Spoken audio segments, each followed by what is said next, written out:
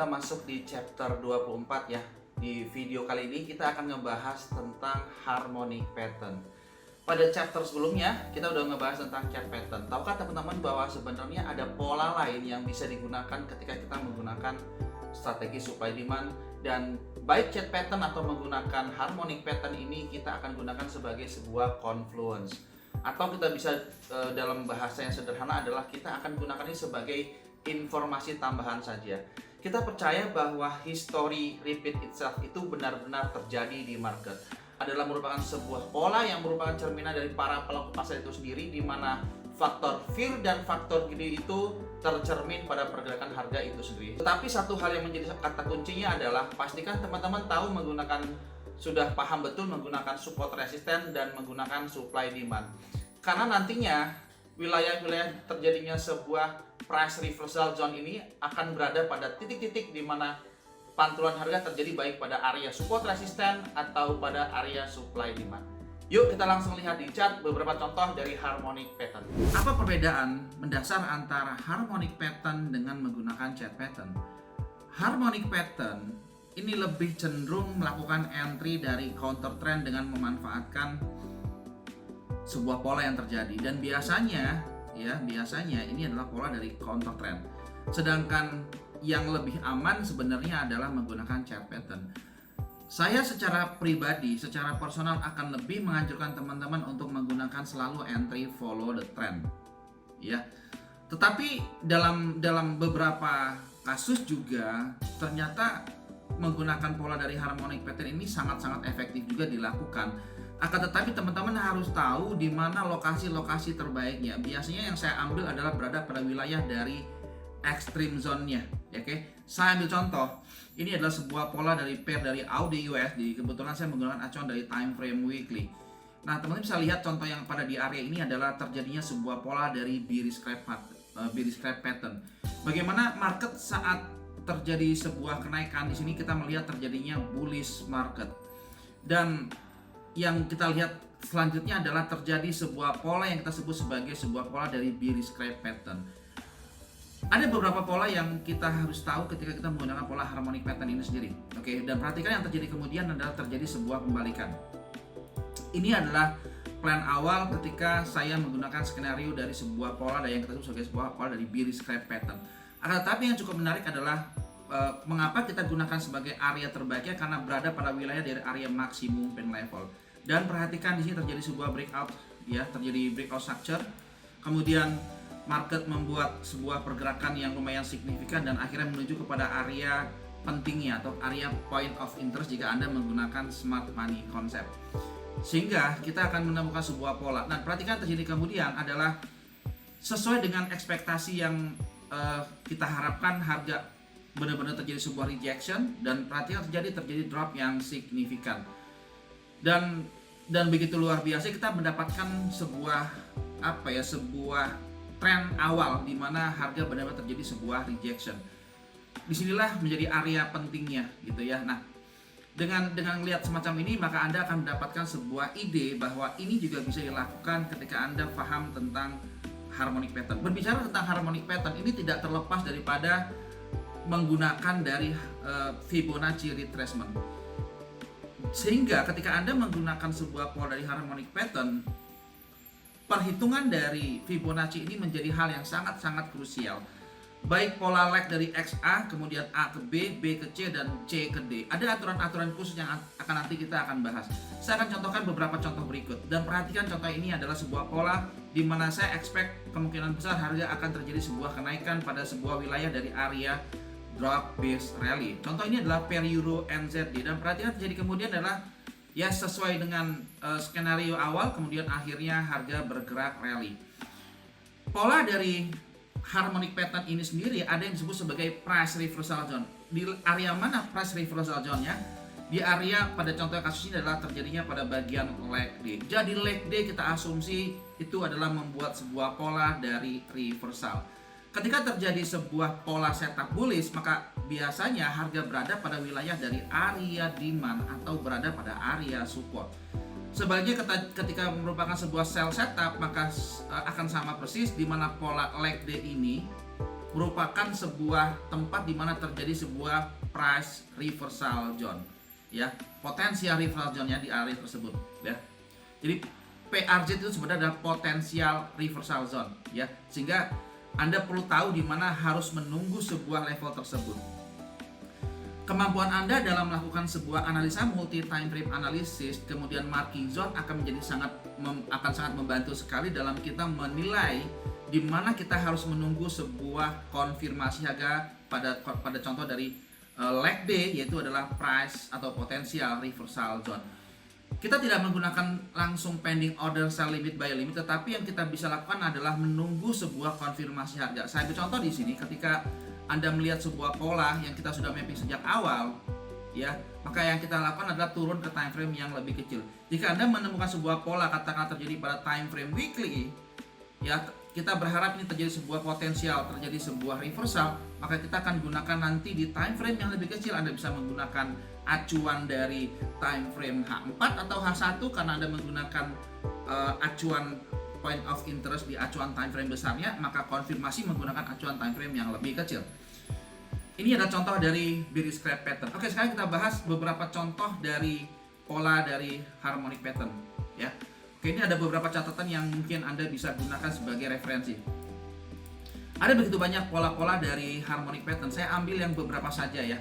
Oke, kita ambil contoh di sini adalah terjadinya sebuah pola yang kita sebut sebagai pola dari crab, ya. Itu adalah kepiting, ya. Kemudian ada pola dari kupu-kupu, kita sebut sebagai pola dari butterfly. Kemudian ini adalah bad pattern, kemudian adalah godly. Nah, ini adalah beberapa pola yang sering digunakan. Nah, teman-teman bisa perhatikan contoh yang ada di bagian sebelah sini. Semuanya akan mengandung pola dari X, A, B, C, D. Pola dari harmonic pattern yang kita lihat ini adalah ada 4 posisi, baik adalah pola dari buy setup atau pola dari sell setup. Ini merupakan sebuah kombinasi, sebenarnya merupakan sebuah kalau boleh kita bilang sebagai sebuah variasi, ya, sebuah variasi dari pola basicnya, itulah pola A, B, C, D.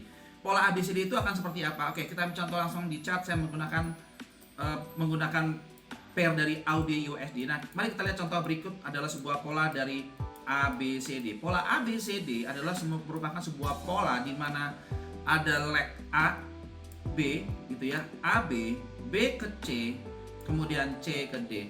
Mungkin Anda masih ingat pola bullish pattern di mana terjadi sebuah impulsif, kemudian correction move, kemudian terjadi sebuah pola impulsif kembali. Kita sebut sebagai pola A, pola B, pola C, kemudian adalah pola D. Di mana Anda akan melakukan buy pada saat terjadi sebuah bullish market, maka Anda bisa melakukan buy pada B ke C, C ke D, ya. B ke C Anda akan melakukan buy, kemudian Anda expect C ke D. Ini kalau Anda melakukan buy setup, contohnya adalah bullish market, entry, follow the trend. Tahukah teman-teman bahwa sebenarnya ada sebuah pola di mana kita bisa berharap bahwa sebenarnya di D ini potensi harga akan turun, ya. Tapi yang membedakan di sini adalah kalau Anda menggunakan entry pada pola dari XAB, ya, contohnya adalah AB, B ke C, C ke D. Tentu saja ketika Anda melakukan posisi buy pada C dengan ekspektasi terjadi sebuah pantulan harga terhadap resisten become support, maka ini adalah entry follow trend. Akan tetapi jika Anda menggunakan pola ini pada sebuah pola dari D-nya, katakanlah ini terjadi, dan Anda melakukan entry sell pada bagian D, tentu saja ini adalah merupakan sebuah pola yang kita sebut sebagai pola dari counter trend, ya. Tetapi ada beberapa trader yang menggunakan cara seperti ini, ya. Apakah bisa dilakukan? Sangat-sangat bisa dilakukan, dan tergantung apakah teman-teman adalah seorang trader yang stylenya adalah entry follow trend. AB akan sama panjang dari CD, maka di sini kita bisa melakukan entry buy, dan perhatikan terjadi harga berada pada wilayah dari area demand. Selama berada pada area-area tertentu, rule-nya adalah buy di demand, sell di supply, maka ini akan bisa dilakukan. Sekali lagi tentu saja perlu digunakan sebuah konfirmasi harga, tidak bisa langsung melakukan pending order buy limit atau sell limit. Kita akan lebih menunggu sebuah konfirmasi karena kita akan berharap, ya, lebih sedikit konservatif. Karena kalau Anda langsung melakukan pending order buy limit, maka cenderung kita akan melawan daripada tren yang terjadi. Dan tentu saja bisa saja area tersebut itu dijebol dan tidak terjadi sebuah pola yang kita harapkan adalah pola A, B, C, D. Oke, teman-teman bisa lihat perbedaan mendasar bahwa tadi sudah saya sampaikan sejak awal bahwa kita tidak bisa menggunakan ini berdiri sendiri polanya, tapi kita harus menggunakan sebuah digabungkan atau dikombinasikan dengan Fibonacci retracement gitu ya. Kita ambil contoh, kalau teman-teman perhatikan ini adalah pola dari kita sebagai crab pattern, ini adalah pola dari butterfly pattern. Dan kalau Anda lihat ini seperti pola yang sama, di mana pola birisnya warna merah adalah bearish setup, sedangkan warna hijau adalah bullish setup. Perhatian kalau di sini ini seperti pola mirip tetapi sebenarnya berbeda sekali. Kita ambil contoh.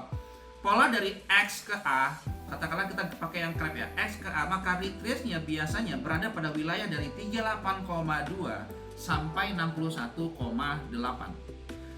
Jika terjadi sebuah retrace dari 38, bukan merupakan wilayah dari antara 38,2 sampai 61,8, katakanlah 78,6, maka ini tidak valid. Gitu ya. Dan perhatikan contoh yang sama dengan contoh dari butterfly ini. Kalau kita melihat dari pola A ke B, kalau Anda tarik dari leg A ke B, Anda akan ketemu Fibonacci retrace 38,2 sampai 88,6. Ini sama persis gitu. Apa yang membedakan di antara keduanya? Yang membedakan adalah pada bagian dari leg B-nya, di mana X ke A terjadinya sebuah retrace ini panjangnya berbeda. Kalau misalkan terjadi pada 78,6, maka itu tentu saja kita gunakan pada butterfly pattern. Tapi jika terjadi sebuah retrace pada X ke A, ya kita tarik dari X ke A, dari high ke low kita tarik, kemudian kita ketemu wilayah antara 38,2, 50 atau 61,8, maka itu berpotensi terjadi sebuah pola yang kita sebut sebagai pola dari bearish crab. Sehingga ketika kita tahu bahwa ini adalah potensi terjadi sebuah pola dari bearish crab, maka selanjutnya adalah pada potensial reversal zone ini wajib berada pada wilayah dari 1,618 ya. Jadi kita expect nantinya di expansion, ini adalah Fibonacci expansion, maka itu berada di 1,618. Sehingga kalau kita tahu pola ini, maka di bawah-bawah itu bukan merupakan sebuah area entry-nya. Ya. Sebaliknya, ketika kita menggunakan pola dari butterfly, maka itu diperbolehkan 1,27 sampai 1,1618 dari Fibonacci expansion.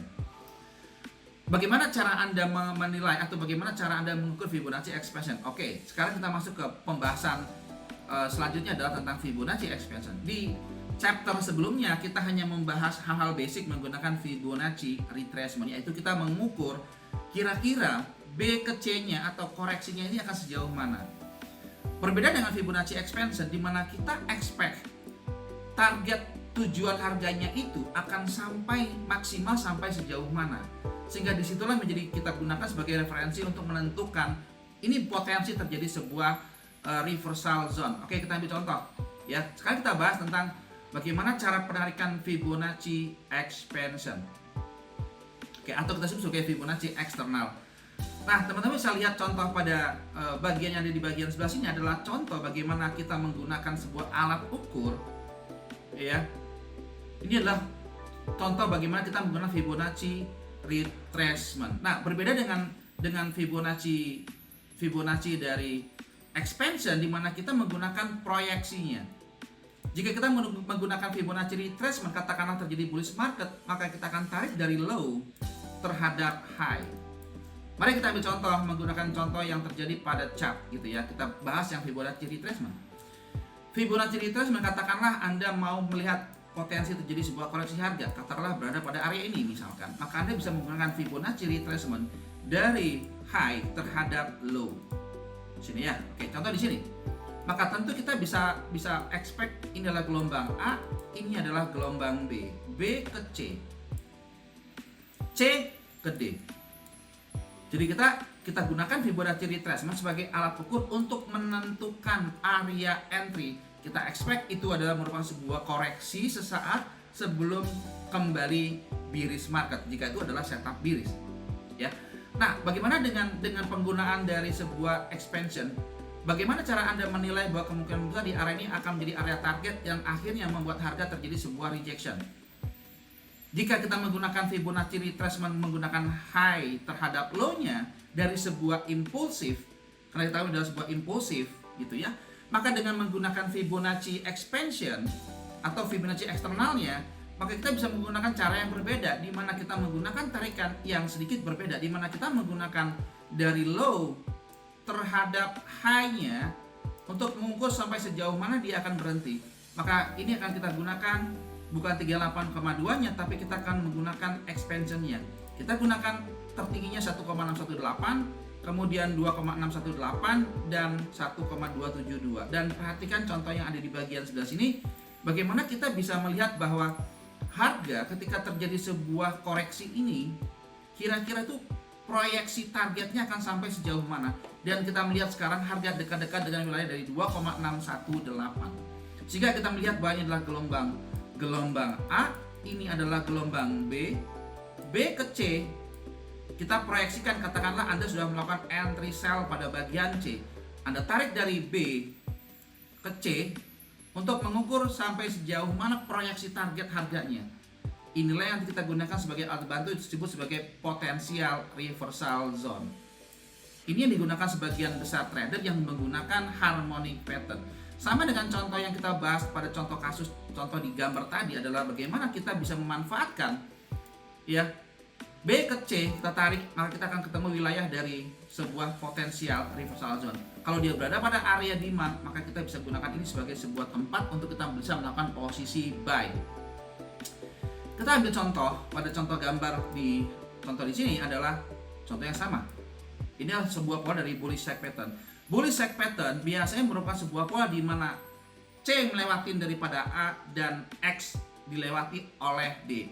Maka itu adalah pola yang kita sebut sebagai pola shake pattern. Yang kalau Anda lihat dari 4 pola ini tidak ada sama sekali. Oke, sekarang kita lihat contoh dari shake pattern. Sebentar, kita akan bahas contoh shake pattern.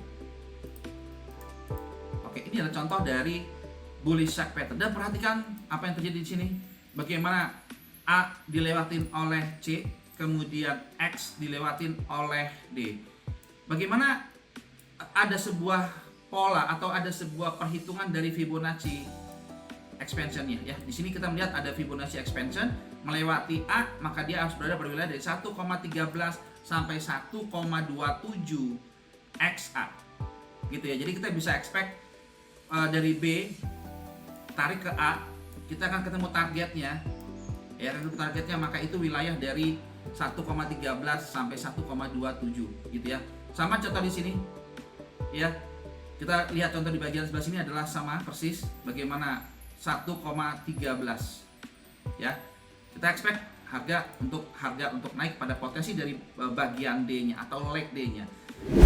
Dengan cara seperti ini Anda tahu bagaimana cara menggunakan yang tepat. Semoga membantu dan sampai ketemu di chapter terakhir, kita akan membahas tentang mindset dan psikologi trading.